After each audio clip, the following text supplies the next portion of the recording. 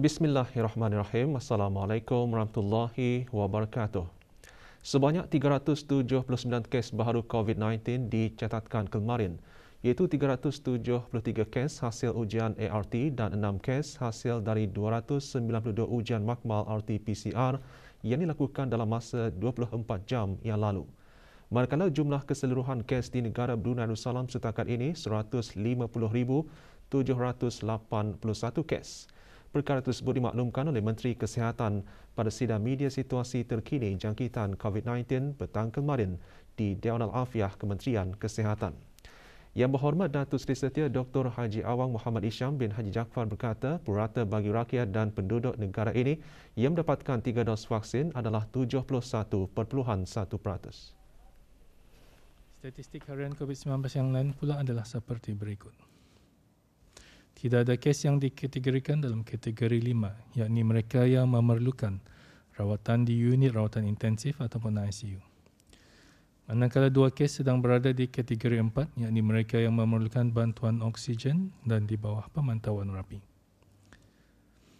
Sebanyak 216 kes telah disahkan sembuh yang membawa jumlah kes yang sembuh kepada 148,285 kes. Jumlah kes aktif pula ialah sebanyak 2,273 kes, iaitu 12 kes sedang dirawat di hospital, manakala 2,261 kes sedang menjalani pengasingan diri di rumah. Pada sidang media yang sama, Menteri Kesihatan juga menjelaskan kepada orang ramai mengenai sebahagian daripada langkah-langkah pemantauan dan pengawasan berterusan terhadap jangkitan-jangkitan respiratory termasuk COVID-19 yang berlaku di negara ini. Kementerian ini akan mempelawas secara rambang ataupun random pesakit-pesakit yang datang ke flu klinik, terutama sekali yang mempunyai influenza-like illness atau ILI untuk menjalani ujian makmal RT-PCR. Di samping itu juga, kes-kes positif COVID-19 melalui ujian ART yang dilaporkan melalui aplikasi BruHealth juga akan dihubungi secara rambang oleh Kementerian Kesihatan untuk menjalani ujian makmal RT-PCR. Langkah ini akan membolehkan Kementerian Kesihatan untuk mendapatkan maklumat mengenai jenis penularan jangkitan yang berlaku.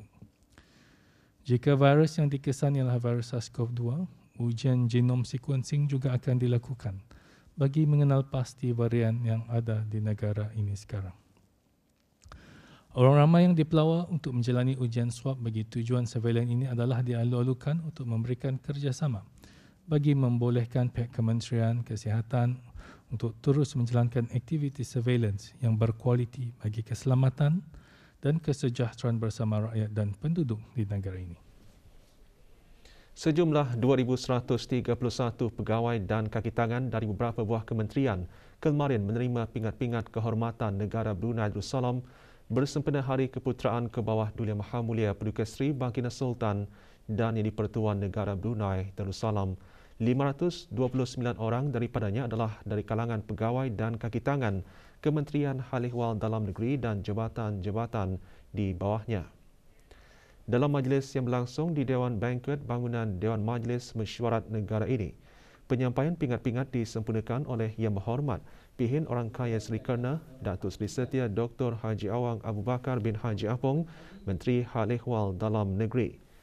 146 pegawai dan kaki tangan telah menerima pingat indah kerja baik PIKB dan 383 pegawai dan kaki tangan menerima pingat kerja lama PKL. Yang Mulia Awang Haji Yang Mulia Awang Jaharin bin Jamil, Yang Mulia Dayang Hajah Nur, Yang Siti Nuriana binti. Sementara itu, 768 pegawai dan warga Kementerian Pertahanan serta Angkatan Bersenjata Diraja Brunei ABDB menerima pingat kehormatan. Majlis penyampaian pingat kehormatan negara Brunei Darussalam bagi tahun 2018 hingga 2021 berlangsung di Kompleks Yayasan Sultan Haji Hassan Al-Bolkiah, Bandar Seri Begawan. Penyampaian pingat-pingat disempurnakan oleh Yang Berhormat Pihin Datu Lain Raja, Major Jeneral Besara Datuk Paduka Seri Haji Awang Halbi bin Haji Muhammad Yusof, Menteri Pertahanan kedua. Juga hadir Major Jeneral Datuk Seri Pahlawan Haji Muhammad Hazaimi bin Bul Hassan, Pemerintah ABDB.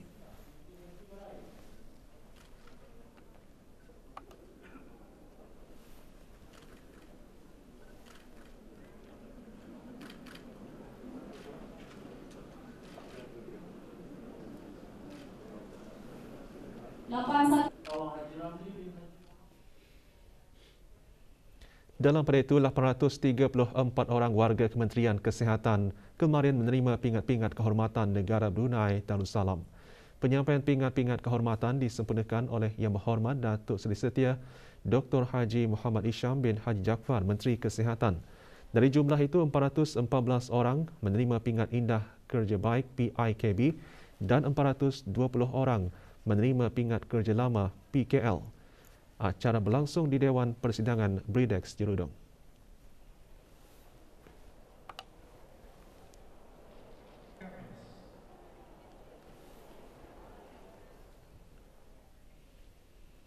Ke arah menggabungkan para pakar bahasa, sastra dan budaya di peringkat antarabangsa dan tanah air, Dewan Bahasa dan Pustaka DBP kemarin menganjurkan siri Kongres Antarabangsa Bahasa, Sastra dan Budaya Melayu sempena Bulan Bahasa secara maya.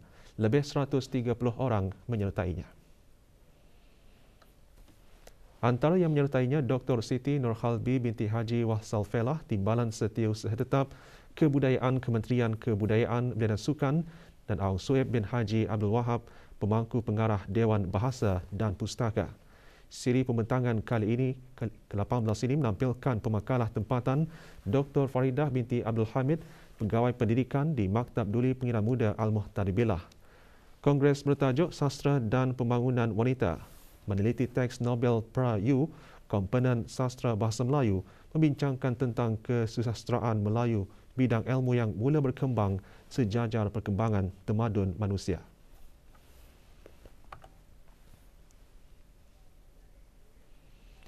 Musawakah Muratal Al-Quran dan menghafaz ayat-ayat lazim bagi mu'alaf bukan sahaja berfungsi sebagai wadah untuk bertanding, malahan dapat melahirkan golongan mu'alaf yang dekat dan hidup berpandukan Al-Quran.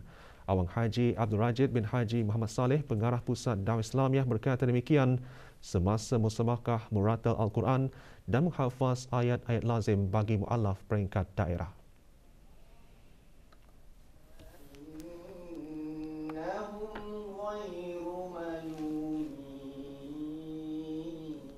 Sembilan 19 orang peserta menyertai musabaqah yang terbahagi dua kategori. Awang Muhammad Saiful Dafi bin Muhammad Suhaimi, Dayang Siti Nur Afikah binti Muhammad Asnawi masing-masing menjadi johan musabaqah Muratal Al-Quran dan menghafaz ayat-ayat lazim bagi peringkat daerah Brunei dan Muara. Antara lain objektif pertandingan untuk menggalakkan para mu'alaf sentiasa membaca dan memahami Al-Quran dengan lebih mendalam.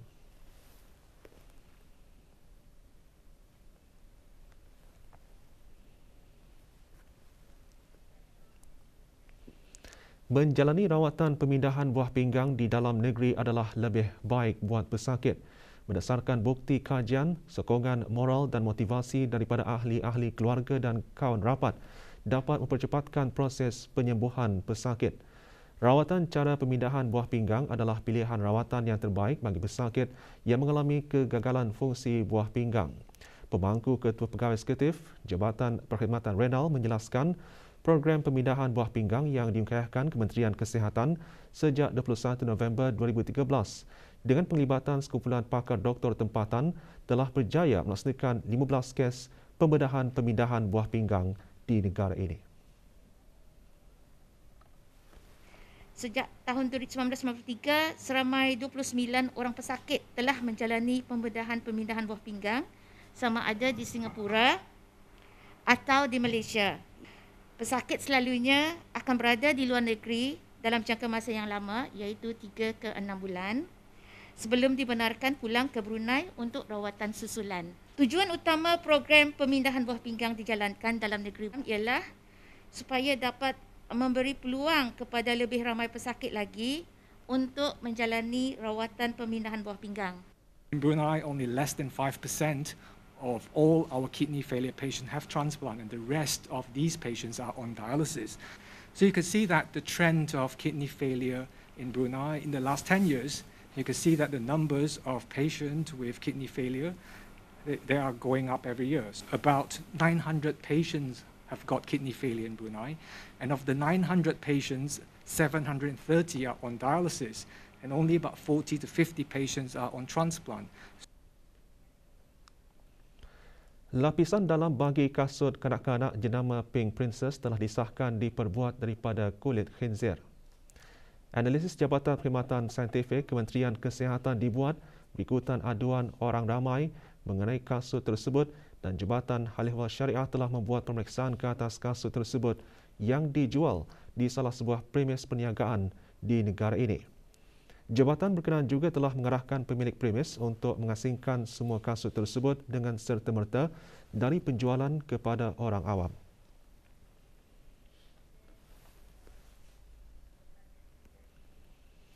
Universiti Brunei Darussalam UBD akan menganjurkan Pesta Kerjaya UBD 2022 selama 3 hari bermula 16 hingga 18 Jun 2022. Pesta dibuka bermula pukul 8.30 pagi hingga 4.30 petang dan ditutup dari pukul 12.30 hari hingga 2 petang pada hari Jumaat. Dianjurkan setiap tahun pesta menyediakan platform kepada golongan sasaran pelajar UBD, alumni dan orang ramai.